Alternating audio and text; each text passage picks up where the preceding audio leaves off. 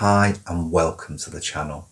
Today we're coming to you from our short break in Gloucestershire in the Forest of Dean. And we're going to take you on a journey to some of the local garden centres, and we're in search for some plants that we're going to get and bring back for our garden at home. So please come along on this journey with us.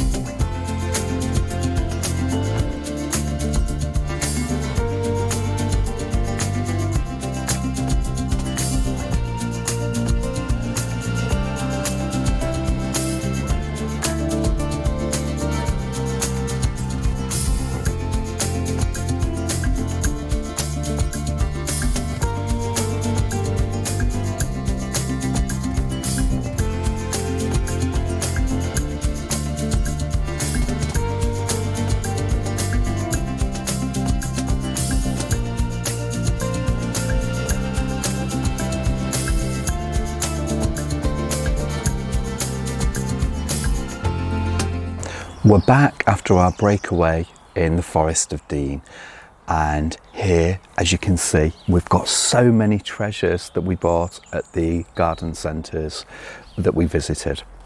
Now, just look at this, it's fantastic. We've got some seed potatoes, and these are a variety called Pentland Javelin, and we've grown these before, and these just need to be chitted, and then we will get those going.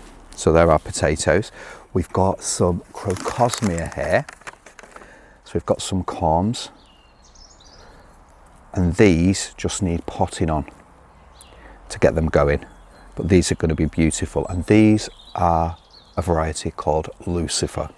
Now, we've had these, we've grown these in our other garden many years ago, and they're absolutely the most beautiful red, such a vivid colour.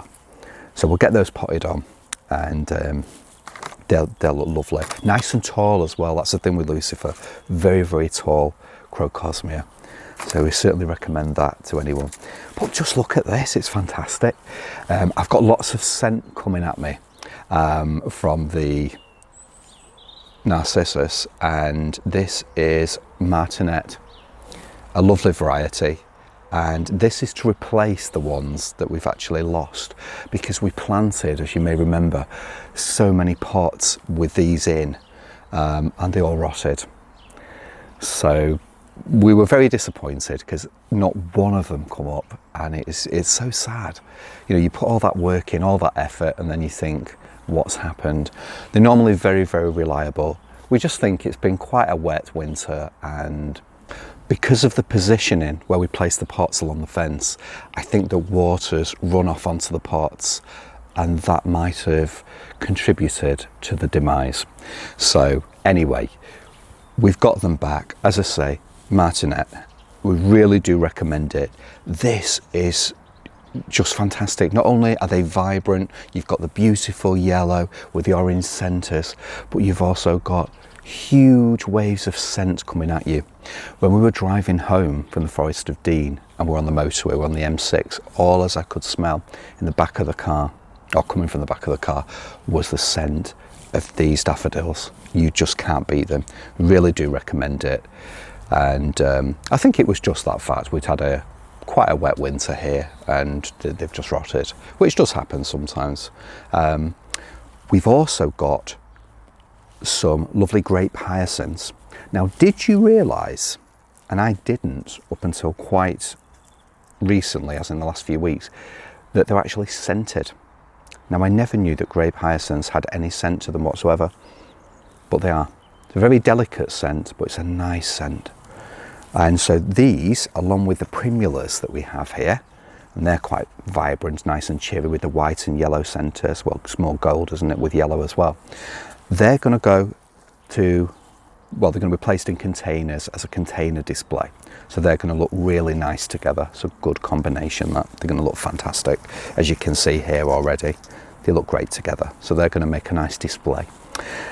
We've got an apita that we bought, and Paul was very excited to be picking this up, and it's Walker's Low. Now, we've grown this one before. We've also grown Nepeta Six Hills Giant, which lives up to its name. Very, very tall. This one, Walker's Low, hence the name Low, it's a little bit shorter. And we have grown this before, but we have a tip, or Paul's going to show you a tip at some stage, that will help you protect your Nepeta from any cats in the area, because it's not called catmint without a good reason, because literally cats adore this. They will literally be all over it, and you plant these in your garden, you can guarantee that the local cats or your own cats will literally be rolling around in the scent, enjoying themselves, and just flattening your plants, squashing them, because we had this in Sheffield years ago when we lived in Stannington. It was a village on the outskirts of Sheffield. We used to plant this, and it just used to get smothered by the cats. You'd come out in the morning and it was just like flattened to the ground. So Paul's got a little tip he's going to show you. But that's going to be lovely. I love the aroma from the leaves. And Nepeta as well makes a great alternative to lavender. So if you're struggling to grow lavender in your garden, have a go at Nepeta, because I think you'll be very impressed with not only the foliage, the flowers, but also the results. And then we also managed to buy this amazing Palmonium. Now, we've grown Palmonium in the garden for many years. Certainly, like I say, in Stannington, Sheffield, we did have lots of Palmonium there. We've had one in the garden here last year. Unfortunately, we lost it during the winter. It's not come back up, it's not survived. So this is a replacement. It'll go somewhere in the garden. I'm not sure exactly if Paul's planning to put it, if he has anything in mind where he wants it to go yet, but that's pretty good. That's going to be lovely.